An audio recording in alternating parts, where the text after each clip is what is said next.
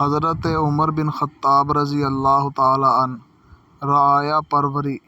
فاروق اعظم کی نظر خلافت کی ظاہری شان و شوکت پر نہیں تھی، بلکہ ان کی نظر میں خلافت پدرانہ حیثیت رکھتی تھی۔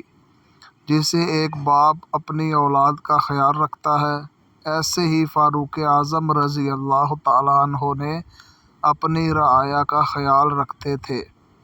آپ رضی اللہ تعالیٰ عنہ نے اپنی رعایا کا اور اس بارے میں اللہ کے سامنے جواب دہی کا احساس اس حد تک کیا کہ تاریخ اپنے کسی دور میں اس کی مثال پیش نہیں کر سکتی۔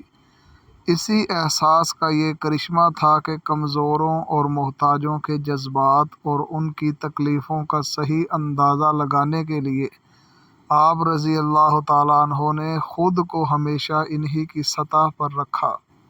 راتوں کو اٹھ اٹھ کر شہر کے گلی کوچوں میں گھومتے پھرتے اور لوگوں کے حالات و مشکلات کا بذات خود اندازہ لگاتے۔